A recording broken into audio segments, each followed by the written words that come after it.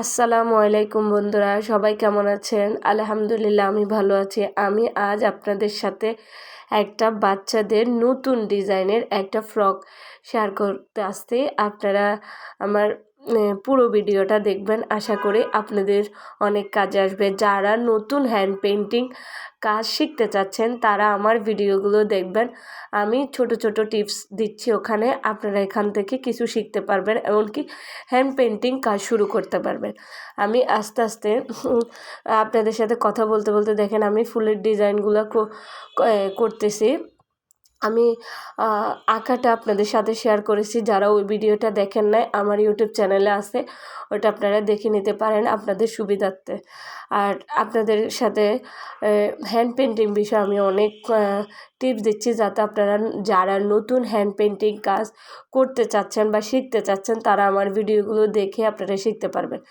এ দেখেন আমি একে একে সবগুলো ফুল করতেছি। আর আপনারা যারা হ্যান্ড পেন্টিং কাজ করার জন্য আগ্রহী তারা আগে একটা ফুল এঁকে নেবেন, যে কোনো কিছুতে, শাড়ি, ড্রেস বা বাচ্চাদের ফ্রক, যে কোনো ওড়না বা যে কোনো কিছুতে আঁকার পরে আপনারা ফুলের ডিজাইন আঁকার পরে আপনার কী রং দিবেন এটা ভেবে চিন্তে নিতে হবে।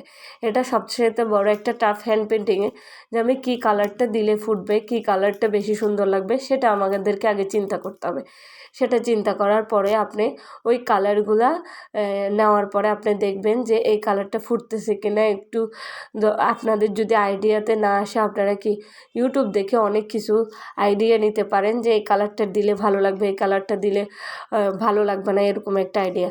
এরপর আপনারা করা শুরু করবেন। আর যখন আপনারা কালারিংয়ের কাজ শুরু করবেন তখন যে কোনো একটা কালার দিয়ে পুরা, মানে যে কালারগুলার একটা কালার পুরাটা শেষ করে অন্য একটা কালারের কাজ শুরু করবেন, তাহলে আপনাদের জিনিসটা অনেক ইজি হয়ে যাবে অ্যান্ড আপনাদের অনেক সুবিধা হয়ে যাবে।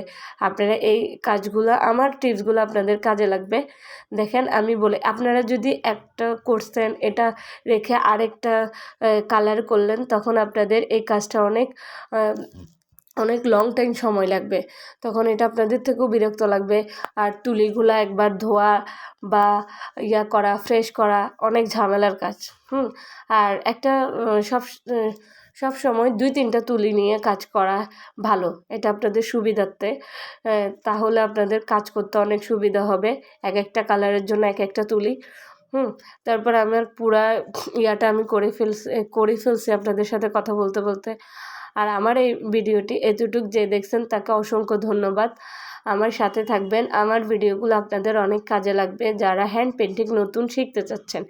এরপর দেখেন আমি এই কালারের উপরে একটা অন্য জিরো তুলো দিয়ে একটু আকর্ষণ করার জন্য একটু করতেছি, আপনার ওই যে আঁকাটা আরেকটু সুন্দর করতেছি। এই দেখেন।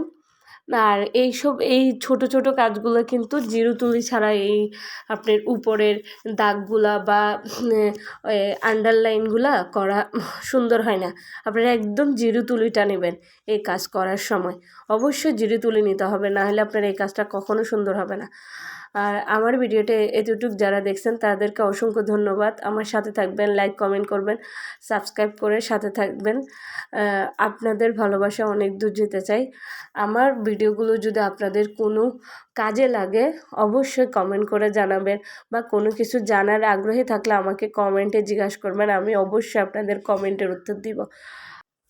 আর রঙের কাজগুলো কি জানেন, অনেক ধৈর্য লাগে। এগুলা একবার রং করলে কখনো রঙে আপনার উজ্জ্বলটা আসে না। আপনাকে নর্মালি 2বার, যে কোনো কালারের মধ্যে 2বারের কালার দিতে হয়, 2বার রং দিতে হয়, তাহলে আপনার কালারটা অনেক বেশি ফুটে। আর ডিপ কালারগুলোর বিষয়ে আমি অন্য কথা বলবো। তখন আমি যখন ডিপ কালার করব তখন আমি আপনাদেরকে ওই বিষয় ধারণা দিব। যেমন ধরেন ব্ল্যাক, তারপরে আপনার নেভি ব্লু, এইসব কালারের উপরে হ্যান্ড পেন্টিং করাটা অনেক টাফ। ওইসব বিষয় অন্যরকম একটা ধারণা আছে। দেখবেন আমার ড্রেসটা কেমন হয়েছে।